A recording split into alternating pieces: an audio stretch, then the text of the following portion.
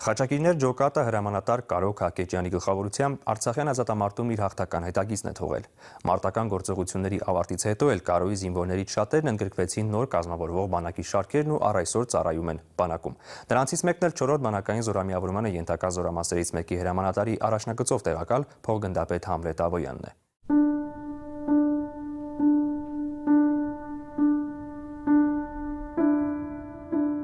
Տարիների փոշին վաղուց այս լուսանկարները պատմություն է դարձրել։ Էլի ու էլի կգլորվի պատմության անիվն ու սերունդների համար այս լուսանկարները հետզհետե հեռավոր մի հուշ կդառնան։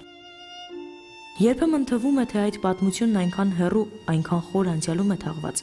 բայց չէ որ ժողովուրդների պատմությունը ոչ այլ ինչ է, քան ազգի կենսագրությունը, որն ամբողջանում է մեզանից յուրաքանչյուրի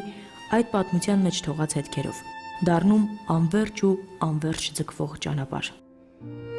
Որքան էլ խորը թաղենք մենք մեր անցյալը, որքան էլ քամին սրբի մեր հետքերը, որքան էլ ծանր լինի մեր խաչը, միևնույնն է, մեր անցած ճանապարհն է կերտում մեր խառնվածքը, մեր դիմագիծը։ Դրանով են յուրահատուկ հայի աչքերը, հայի բնույթը։ Ուստի չի թաղվում եւ պատմությունը։ Կամա թե ակամա այն յուրաքանչյուրիս հետ շարունակում է իր շրջապտույտը։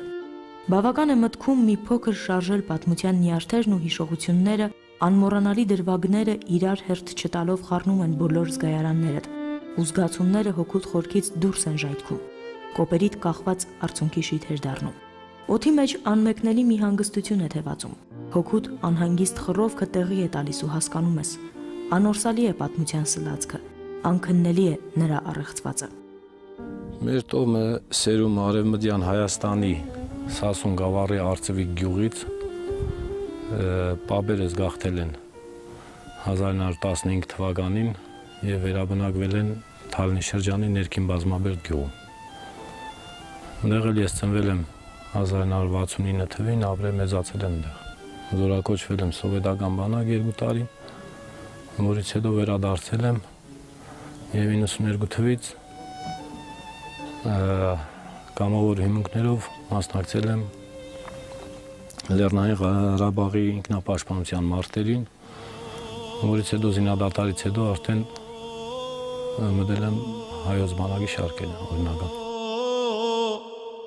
Դրդոտ նավեր արի երթանք սարնի Սասուն, ես եղնիմ տուն դու եղիսուն, ես եղնիմ տուն դու եղիսուն,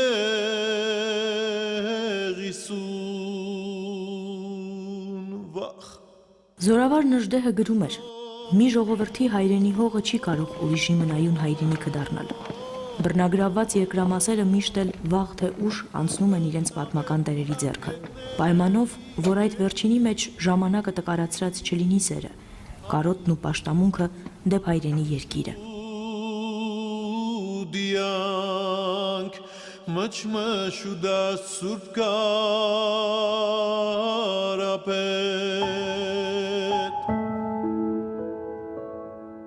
Մեր պատմական հայրենիքի կարոտը սերնդեսերունդ փոխանցվելով մի օր ցասումի վերածվեց,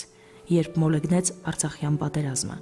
Անդրանիկի զինակցի ծոռան երակներում լավայի պես ժայթքեց Սասունը կորցրած հայդուկ պապերի ազատատենչ ոգին։ Եվ չնայած երիտասարդ տարիքին մոռացած ամեն բան, խելակորույս ուղիներ էր փնտրում Արցախ հասնելու համար։ Դեպի Արցախյան շարժումը դեռ հետաքրքրությունը կար 86 թվականից, ժամանակ ապրում էի երկրորդ Նորքի զանգվածի ուսանողական հանրակացանում, այնտեղ էր ապրում նաև մեր բոլորիս լավ հայտնի Թաթուլ Կրպեյանը, ինքը մի քանի կուրս, 2 կուրս ավելի բարձր էր, ես իրան դիմեցի, որ ինձ էլ զինվորագրեն, ասեց մի քիչ շուտ ա դեռ, հետո իր զոհվելուց հետո անդադուղիներ էինք փնտրում, որ գնանք եւ 92 թվականին վերջապես եկավ այդ օրը, որ արդեն պատերազմը մտել էր իր բառից բուն իմաստով ամբողջ ընթացքի մեջ։ 92-ին գյուղ եկավ մեր հրամանատարը Սպյուրքահայա Կարոն եւ մի նպատակ էր հետապնդում, որ ուզում էր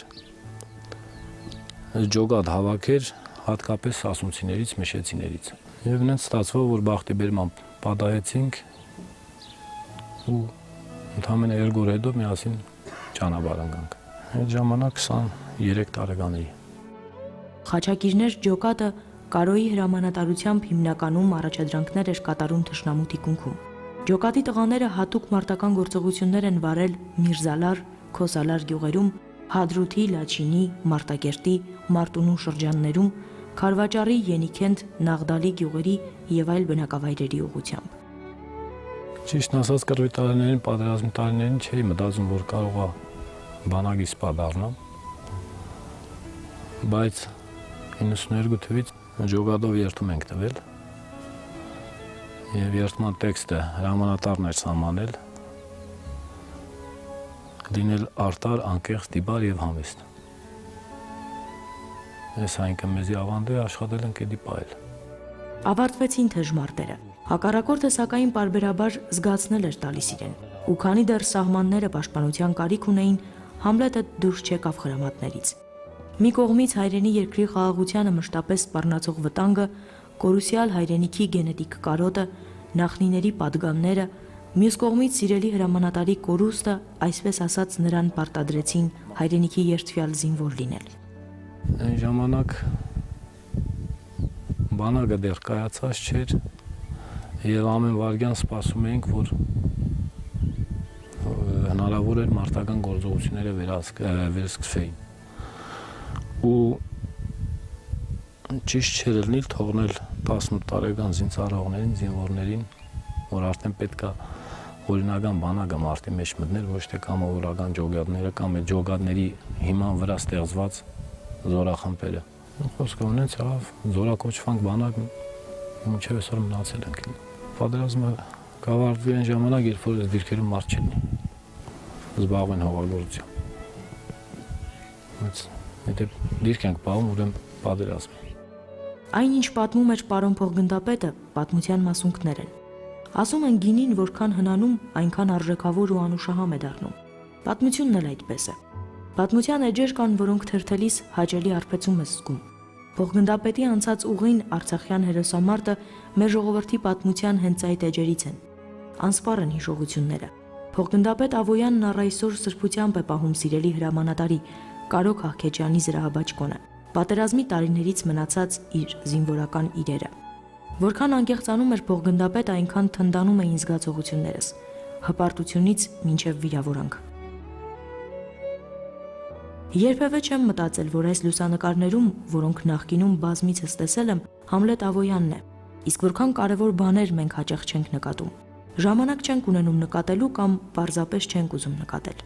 Մեր կողքին մեզ հետ այս մի բուռ հողակտորի վրա ապրում են մեր ժամանակի հերոսները։ Գուցե իսկապես բախտավոր սերունդ ենք, որ պատիվ ունենք նրան ժամանակակիցը լինելու։